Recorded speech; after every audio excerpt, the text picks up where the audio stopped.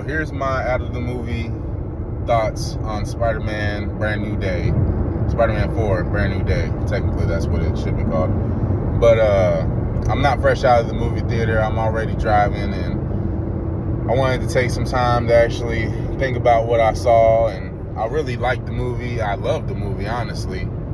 I'll give you my score at the end. There were a few things that I thought they could have did better. There were a few things I thought they did really well, great. And there were some things that I thought were handled good, but fell off a little bit, A couple characters I thought were going to have a bigger role that didn't really have a big role. So let me just go ahead and get started. So the movie pretty much opens up with Peter where we left him off in No Way Home, and it pretty much opens up with the montage that was in the leaks, and we all knew that was pretty much going to happen. Pretty much every leak that's in the movie that we heard about the movie was in the movie. Some things were done a little bit differently than we thought they were going to be done, but everything that we heard out the leaks was pretty much in the movie. Tombstone, he was in the little montage. I thought Tombstone would have had a bigger role in the movie, overall movie, but he really didn't. He only had literally a couple seconds in the movie, and he said something while Peter was having him webbed up to a building, and that was pretty much it for Tombstone. I don't know if they'll do more with him later on, or what. I doubt it, because he's really not that big of a Spider-Man villain. In some stories he is, but overall arching villain, not really.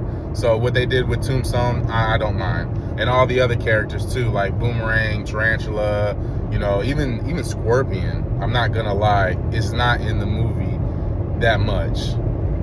He's probably in the movie for a minimum of 5 minutes, maybe less than that. I'm not gonna lie. Scorpion, that's one thing that's a gripe that I have with the movie. He's all over the merchandise, toys, all over the posters, like he was gonna be a big part of the movie, like he was gonna be a big villain in the movie, but he really wasn't. He really wasn't a big villain in the movie.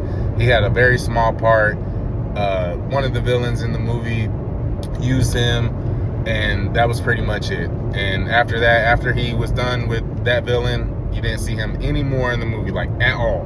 He didn't show up.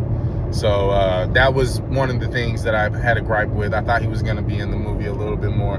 Not too big of a misstep, or not too big of a problem that I have with the movie or anything like that.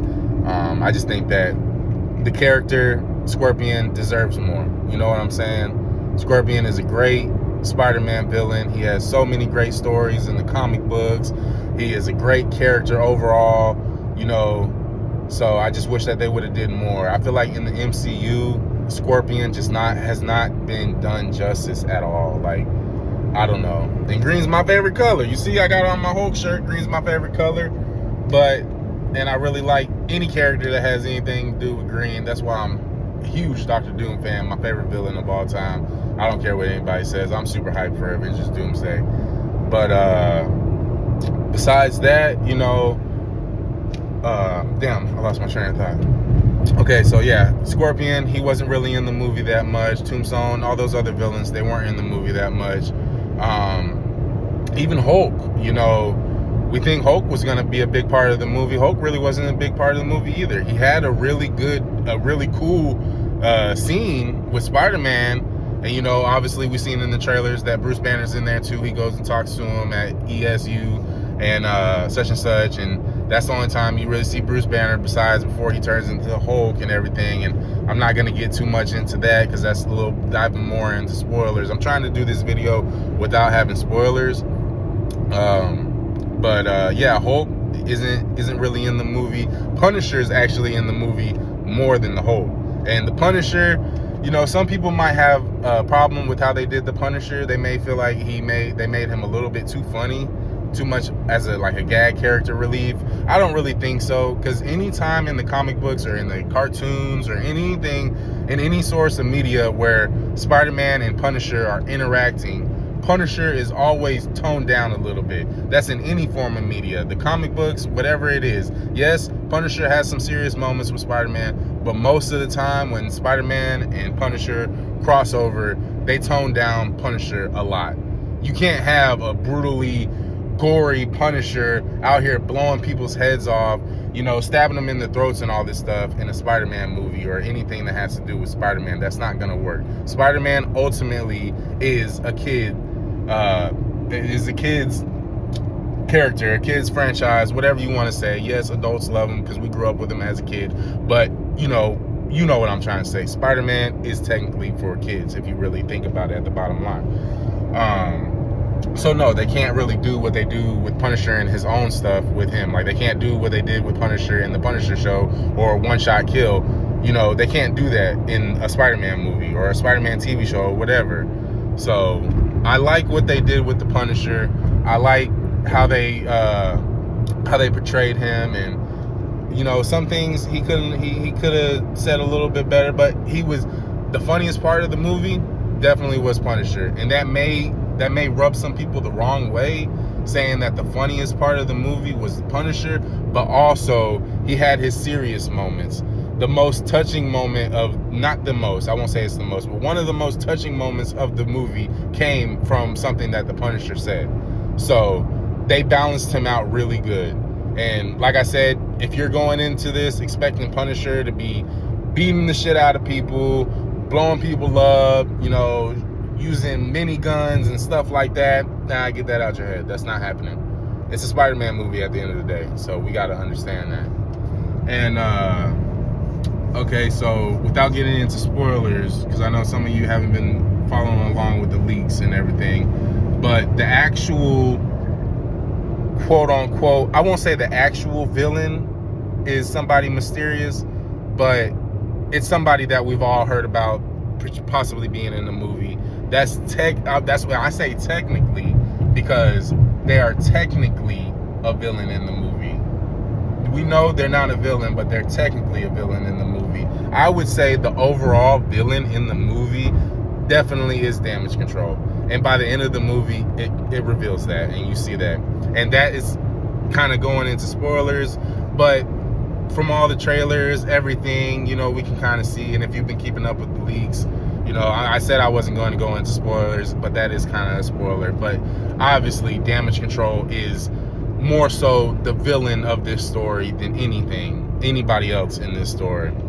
But what they do with the new character and how they treat them is really good. I like what they did. I like what they're building up to. I'm very excited for what comes next. I can't wait to see everything that comes from the MCU. I'm really hoping that Doomsday is a great movie. You know, the MCU hasn't had good movies the last couple of years, and they've been kind of falling off, and a lot of people haven't been going to see their movies. And I know Spider-Man is such a huge character, and everybody loves Spider-Man, and everybody was going to go see this movie regardless of what's going on with the MCU. But I feel like once the word of mouth gets out of how good this movie actually really is, and how deep it kind of really is, because it is a really deep movie. It touches on moments that you wouldn't expect a Spider-Man movie to touch on. And so yeah, you know, I had a tear come down in a part of the movie. Like I said, I'm not getting into spoilers. I will make a video going more into spoilers, and it will be a more in-depth review and just me talking about everything that I disliked and didn't like in the movie. But out of the movie, not fresh out of the movie, about 15, 18 minutes out of the movie, to me, that movie was a solid, I want to say 9, but I feel like with some things that it could have did better, I'll give it an 8.9. I can't give it that full 9. Nah, fuck that. I'm gonna give it a 9. That movie was a 9. Because I'm sitting here thinking about it. The things that it would have done better, if they would have done better on those parts, it would have been damn near a 10. This would have been a 10 movie. And that's just me being honest. So I hope you appreciate my opinion and what I have to say about the movie. I will make a video going further into detail about what I liked and what I disliked about the movie. But this was my short out of the movie review. And I appreciate you guys. And y'all have a good day. Bye.